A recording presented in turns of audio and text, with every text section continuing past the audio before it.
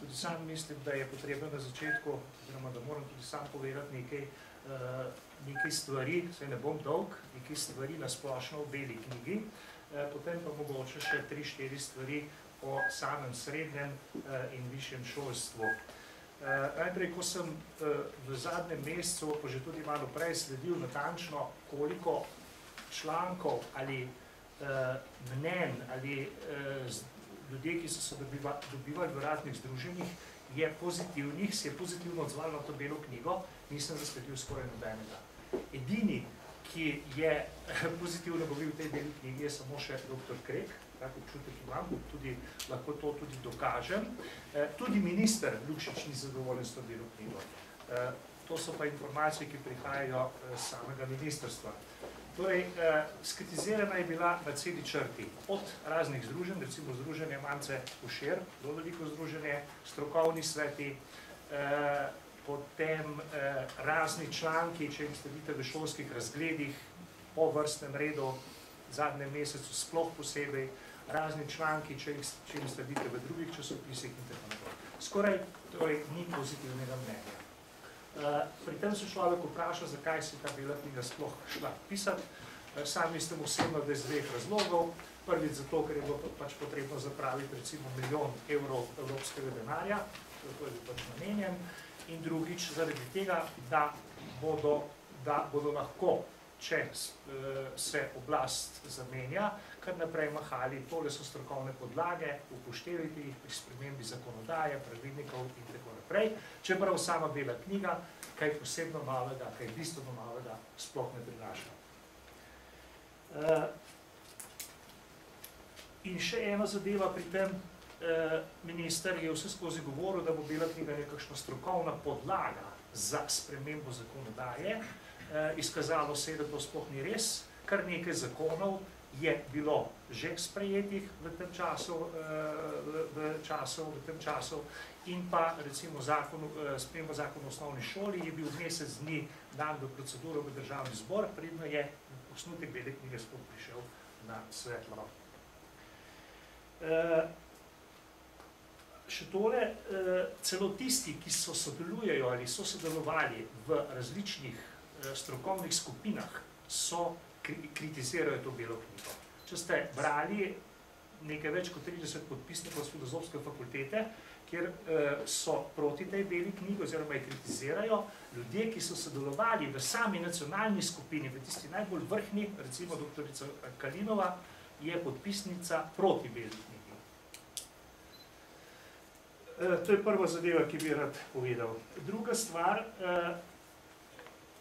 ta bela knjiga seveda se ne da pisati tako, da se napiše, da se obravnava samo osnovno šolstvo pa srednje šolstvo. Po moje je potrebno belo knjigo pisati po celi vertikali. Prva bela knjiga, nekateri boste to vedeli, je bila, v prvo belo knjigo je bilo vključeno tudi visoko šolstvo. Saj dva razloga sta tista, s katerimi lahko utemeljujemo, da je potrebno celotno vertikalo upoštevati. Prvi razlog je ta, da kar naprej poslušamo, ali pa še poslušamo v srednji šoli, da dijaki iz srednje šole prihajajo na fakultete, na visoke šole s slabim znanjem. Strokovni svet za splošno izobraževanje, katerega predsednik sem, smo že kar nekaj sklepov poslali na univerze, naj povedo, kakšno znanje iz srednjega šolstva hočejo, da bo potem srednja šola vedela, kako ravnati. To je prvi razlog, da bi moralo biti tudi visoko šolstvo vključeno. Drugi razlog je pa ta, da je v zakonu o visokem šolstvu zapisano, da je matura selekcija pri vpisu na univerzo oziroma na visoke šole. Torej, dva pomembna razloga, zaradi katerega bi bilo potrebno, da to belo knjigo vključi tudi visoko šolstvo.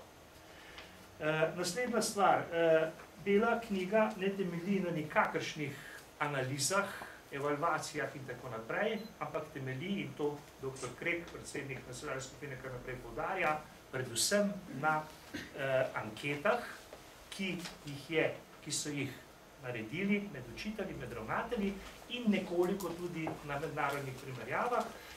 Te mednarodne primerjave seveda so pa takšne, da vzameš tisti, ki ti pač ustrezajo.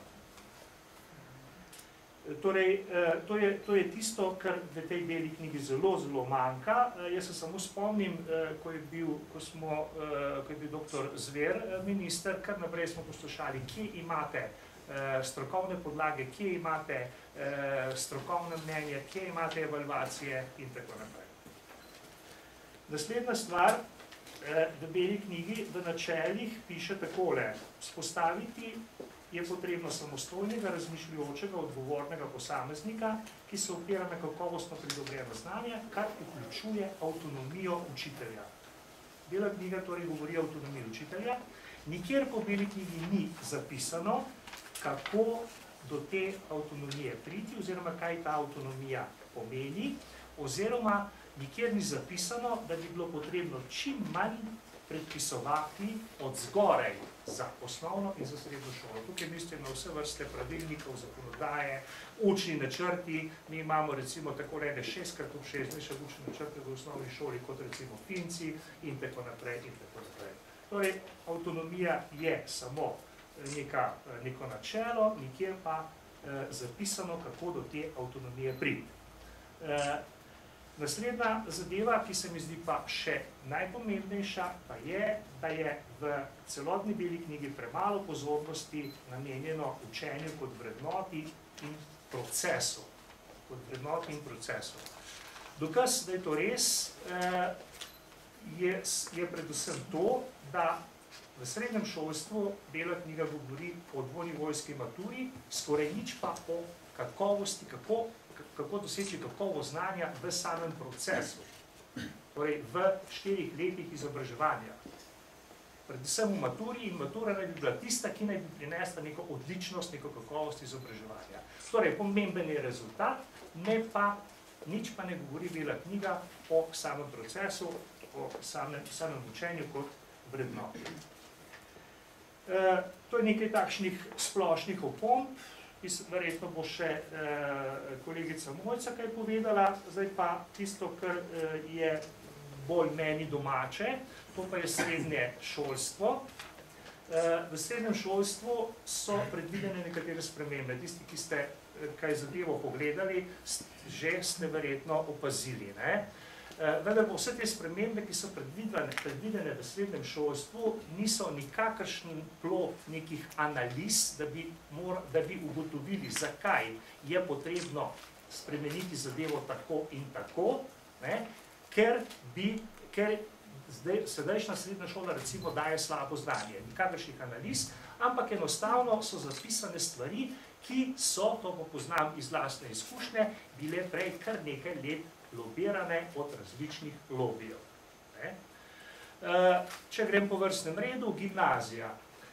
Veste, da je sedaj v gimnazijski maturi možna bila dvonivojska matura pri matematiki in pri tujem jeziku.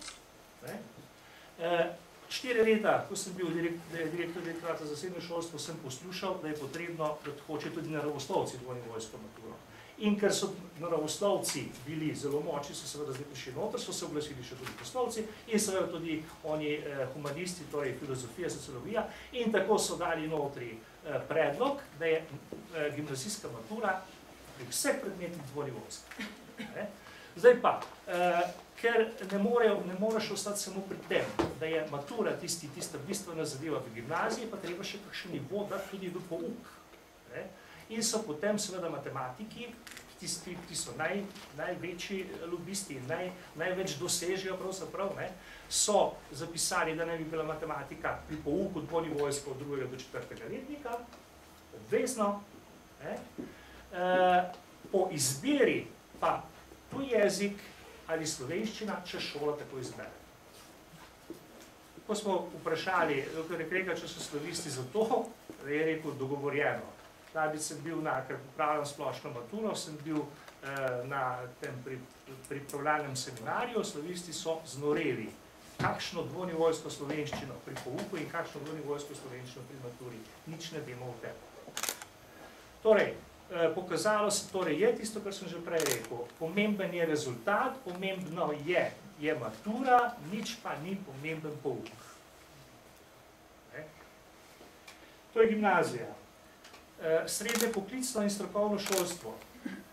Tisti, ki kaj poznate, veste, da je sedaj srednje poklicno in strokovno šolstvo 3-letno, 4-letno in 3+2, to je tisti PTI, slavni PTI, ko se dijak po 3. letniku odloči, da lahko dela tudi poklicno maturo in potem še 2 leti vzame. Ta PTI je bil vse skozi kritiziran, ker so se skoraj vsi v 3-letne pa izobražujejo za kuharja in tako naprej, skoraj vsi iz 3-letnih odločili še za +2, torej še za poklicno maturo in seveda potem naprej tudi šli na višje visoke šole in tako dalje. Torej, tisti poklici, po katerih ki so tako deficitarni, po katerih smo toliko, tam je gospa Zevnikova, ve, kako smo delali reklamo za 3-letne poklicne šole, so seveda tukaj čisto odpadli, ker je šlo vse naprej študirati. Zdaj pa Bela knjiga predlaga, da se 3+2, torej PTI ukine. Ja, to je lepo, to se jaz popolnoma strinjam, ampak 1 leto se zdaj izgubi. To pomeni toliko in toliko učiteljev, bo lahko brez službe, ker je bil pa seveda sindikalist gospod Štrukelj vse skozi zraven, je pa seveda budno pazil, da ne bi kaj izgubili, zato so sedaj predlagali 4:0. Torej, vse poklicne in strokovne šole bodo sedaj 4-letne, nič več 3, 4, 3+2, ampak 4-letne. Tako, da se bo lahko otrok v 3. letniku odločil, ali bo vzel za naprej 4. letnik bolj splošni del, pa bo kasneje prišel lahko tudi do poklicne mature, ali pa bo vzel bolj strokovni del, pa bo imel več prakse, pa bo prišel na koncu do poklica, recimo, kuhar, zidar in tako naprej. Nič niso naredili s tem. Podaljšali so na 4, narejenega pa dejansko nič, zato ker so tam 1 leto izgubili, so morali se 1 leto se naključiti.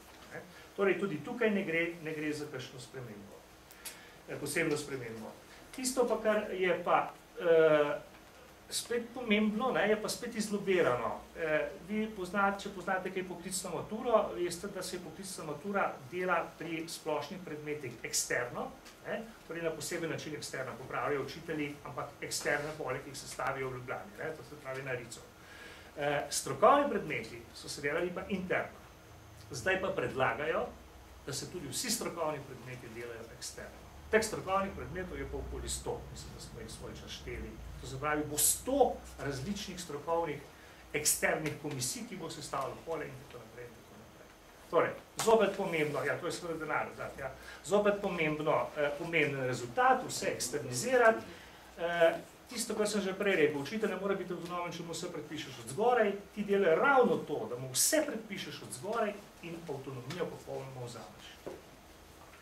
Zdaj pa o srednjem šolstvu dovolj, jaz bi rad samo še 2 stvari na kratko povedal. Zanimivo je tudi zasebno šolstvo v Beli knjigi. Notri piše, seveda, tam je 40 strani napisano, prvič so prišli z zelo luštno varianto ven, da je treba podpirati tudi zasebno šolstvo. Ko se je ta varianta naskrivaj pokazala, je bil cel halo, je bilo treba takoj tisto varianto omakniti in potem dati varianto, da takšno zasebno šolstvo kot je popolnoma v redu. Zdaj vam bom pa samo ene podatke pri zasebnem šolstvu prebral, mogoče jih kdo pozna.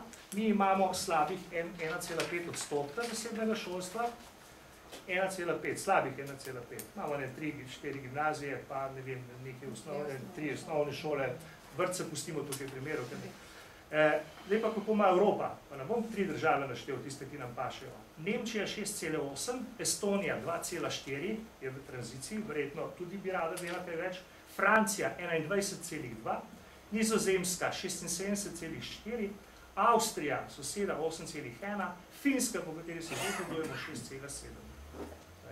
Se pravi, bistveno več, pa to so države od Francije, pa tja do Finske in še vmes, torej ne vzamemo samo en del, tisto, kar nam paše, ampak celo. Da recimo o tisti znani diskriminatornem financiranju 85% sploh ne govorim, pa bo kvar, da bi kdo rekel, da to ni v redu. No in še eno zadevo, ki jo je ta Bela knjiga bi lahko zapisala, pa jo ni, in to mislim, da bi tudi marsikaj spremenilo, lahko kasneje v debati še kaj o tem povem. Mi vemo, da je ključni vpisni selekcijski princip za fakultete, visoke šole in tako naprej matura. In ta ključni selekcijski princip naredi to, kot pač naredi. Da je medicina feminizirana, predvsem feminizirana, pravo feminizirana, zato ker dosegajo, to je pa dokazano, po vsakoletnih poročilih, so dekleta pač uspešnejša na maturi. Zato imamo feminizacijo, problem pa so potem pedagoške fakultete, kjer bi se predlagalo tako, kot imajo Finci, in bi bilo zelo v redu, da je obvezno za sprejem na pedagoško fakulteto intervju, ne pa matura. Recimo bom še povedal, kako imajo to Finci. Finci imajo intervju in od vseh, ki se prijavijo, to je zanimivo, jih sprejmejo od 15 do 20%, nič več.